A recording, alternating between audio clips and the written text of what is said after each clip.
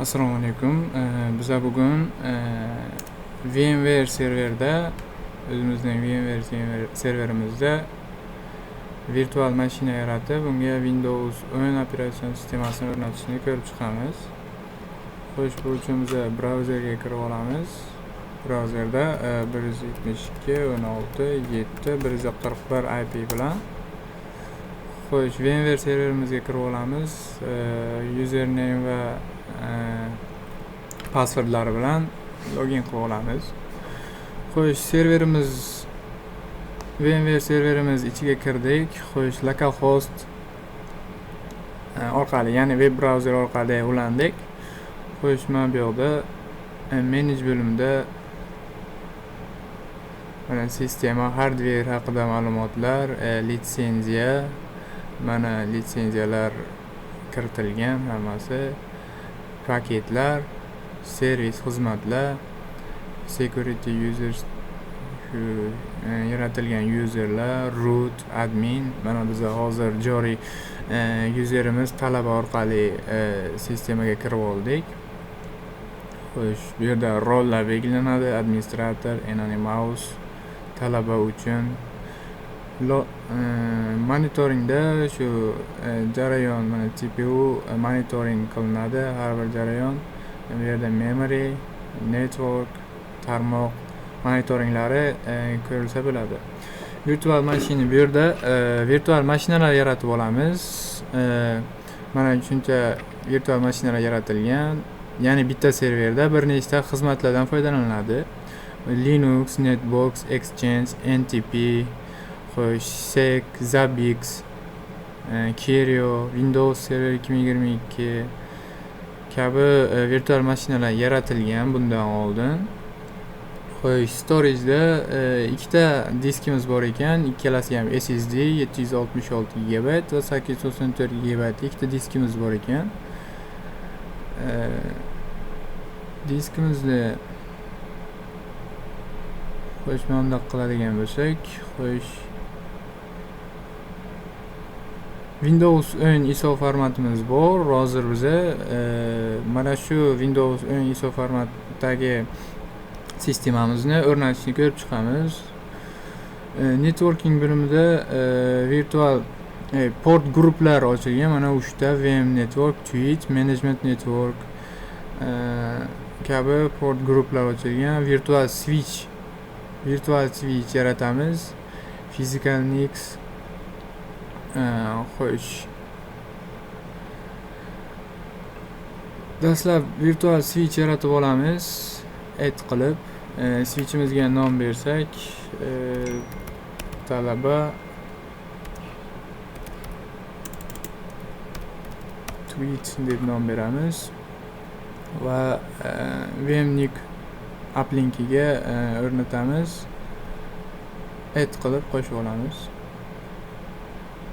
Mana virtual switchimiz yaratildi. Port group hali qo'shilmagani uchun nol turibdi. Uplinks bitta, shu uplink type standard virtual switch. Xo'sh, port group yaratib olamiz. Add port group degan tugma yordamida port groupga nom berib olamiz. Port groupga nom Twitch talaba deb beramiz. Ulan ID'siga 0 turaversa ham farqi yo'q, bo'ladi. Virtual switchga hozir yaratib olgan virtual switchimizni qo'shib qo'yamiz va add qilamiz.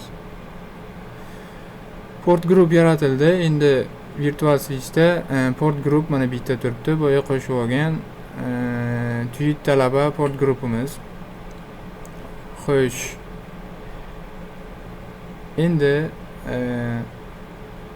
storage virtual mashina bo'limiga kelib, biz yangi virtual mashina yaratib olamiz. Create new virtual machine, next tugmasini bosamiz va nom berib olamiz virtual mashinamizga. Windows Twitch deb nom bersak, xo'sh, bu yerda Windows tanlanadi. Windowsni versiyasini tanlaymiz. Bu yerda Microsoft Windows 10 ISO format bo'lgani uchun Windows 10 64 bitli bunaqani yaratib olamiz sistemamizni. Xo'sh, next tugmasini bosamiz, davom etamiz. Disk 2 ga o'rnatamiz. Disk 2 ga o'rnatishni belgilab bosamiz. Xo'sh, bu yerda sistemamizni parametrlarini berib ketamiz, ya'ni xotiralarni. CPU ikkita prosessordan foydalanadi deb beramiz, default. Bu normal holat, ikkita prosessor.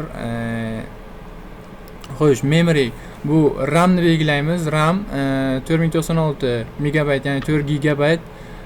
Buni ham o'zgartirsak bo'ladi. 4 gigada sistemamiz yaxshi ishlaganligi uchun shu holatda qo'yib ketamiz. 48 gigabayt Windows uchun, xo'sh, mayli 50 gigabayt ajratsak, 50 gigabayt joy ajratamiz hard diskdan. Xo'sh, bu yerda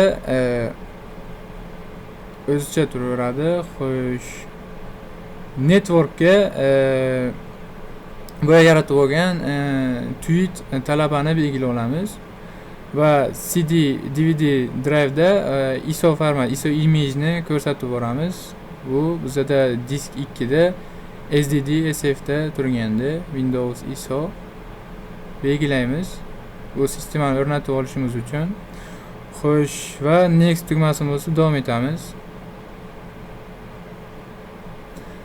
Sistemamiz haqida ma'lumotlar mana Windows tweet nomi bilan disk 2 da Windows 10 ikkita CPU va 4 gigabayt RAM bilan bitta network adapter yordamida yaratib olamiz.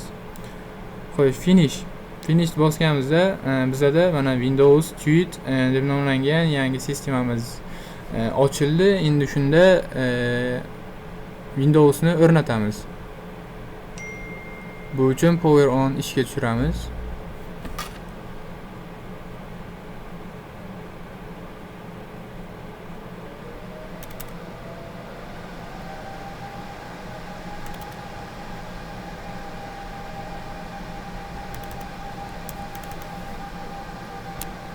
Xo'sh, power off qilib o'chirib olamiz. Hozir qanaqadir muammo bo'ldi.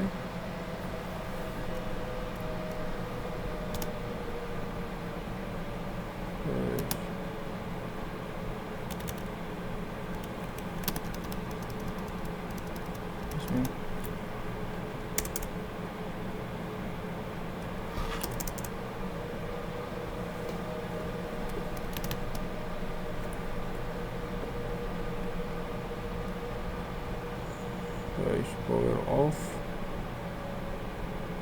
Qaytadan ishga tushiramiz.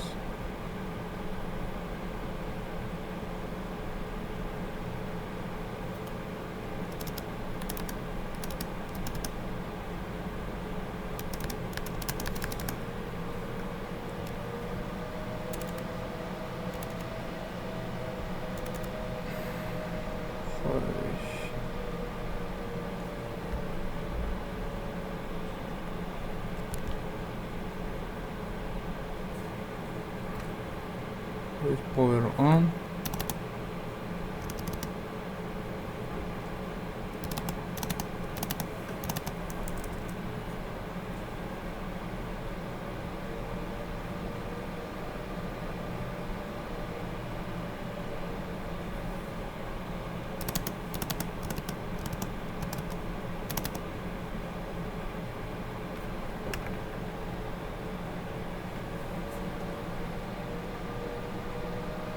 Power off qilamiz.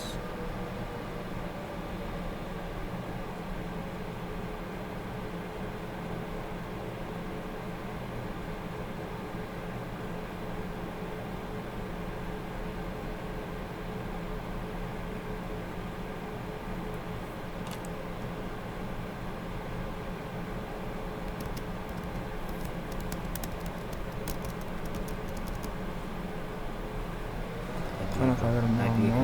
IP ko'radi. Mana Windows sistemamizga kirib oldik. Endi default Windowsni shu har doimgi sistema o'rnatganimizdek o'rnatishni boshlaymiz. Xo'sh, tilni tanlab olamiz. Language ingliz tili, English. Xo'sh, keyboardimiz ham angliyskiy bo'ladi. Next, install now ni bosamiz. O'rnatish jarayonimizni davom ettiramiz. Full screen bo'ldi. Yo'q.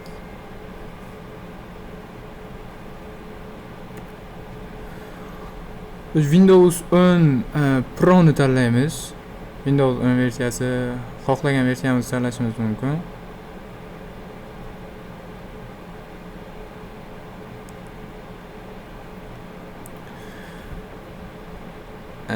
Litsenziya qoida shartlariga rozimisiz deb so'raydi. Rozimiz. Custom install only.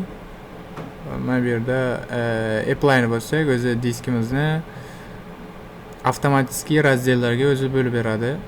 Qo'lda manualni bo'lsak ham bo'ladi. U ancha vaqt olganligi uchun shu yo'lni tanladik. Sistema o'rnatish jarayoni boshlandi. Diskka yozish ISO formatni. Bu biroz vaqt oladi. Kutamiz.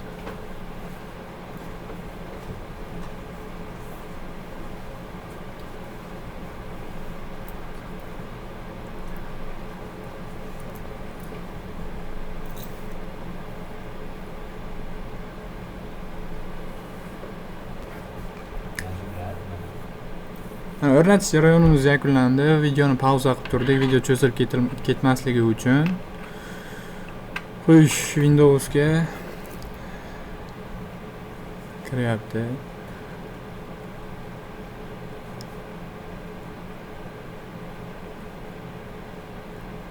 Starting series. Getting device ready. What tayyor.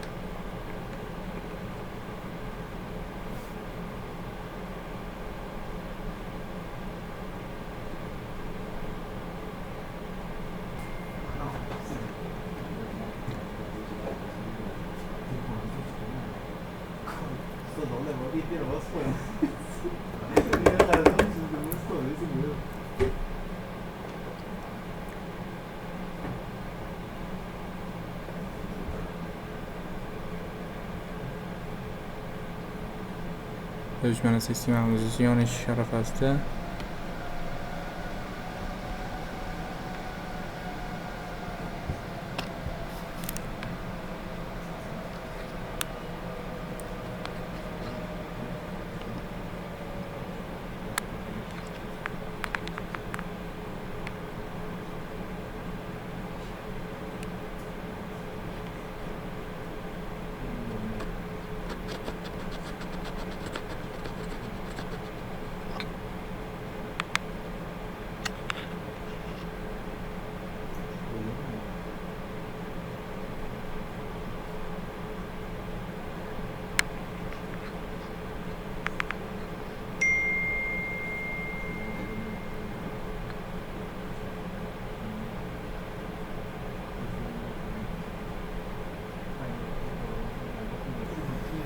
Mana sistema o'rnatishni davom etamiz.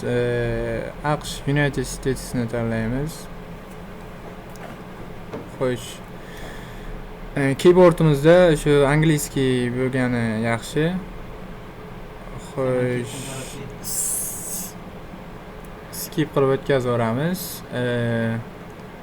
Tarmoq bizga kerak emas, internetsiz davom etamiz. Xo'sh. Discover user connects to internet. Continue with limit setup. Va user yaratib olamiz. Userda ismimiz bilan yaratamiz. Masalan, Nasrbek. Next. Password qo'yamiz. Password qo'yib oldik. Passwordni ikkinchi marta takrorlab tasdiqlaymiz. Va kalit so'z kiritamiz. Tweet deb kiritamiz. 2-3 kirsakchi. Kuyish savolni tanlasak, nick любойni tanlaymiz. Yana bitta va Nasrbek va keyingi savolimiz Calvin deb yozamiz. Va akkauntimiz yaratiladi. Accept. Xo'sh, kartani not know desak ham bo'ladi. Hi.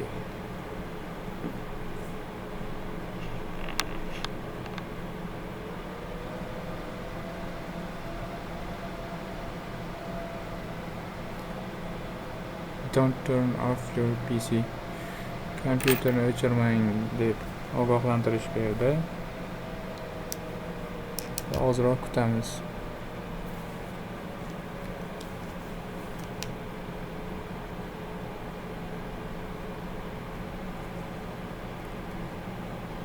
Monster. Mana Windows'imizga kirib oldik. Sistemamiz muvaffaqiyatli o'rnatildi. Xo'sh, litsenziyani ko'rsatadi.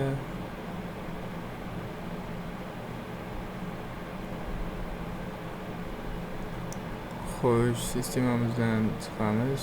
Mana bu yerdan power off. Yes. X qo'yamiz va xo'sh, sistemamizda internet ishlashi uchun hozir biz yaratgan network adapterda internet mavjud bo'lmaganligi uchun uni mavjud VM network degan port groupga biriktirib olamiz va save qilamiz va sistemamizni qaytadan ishga tushiramiz.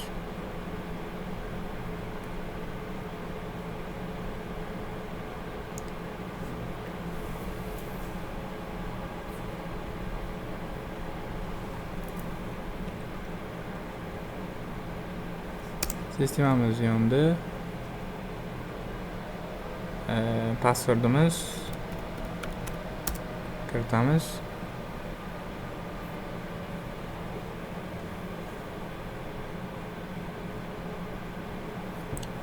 Yes. Internet bor. Internet borligini tekshirib ko'ramiz. Bu yerda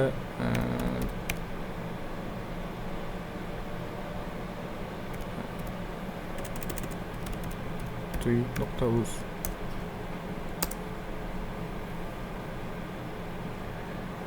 internetimiz bor, sistemamiz ishladi. Action qilib power off sistemadan chiqamiz. Bizda sistema muvaffaqiyatli o'rnatildi. Endi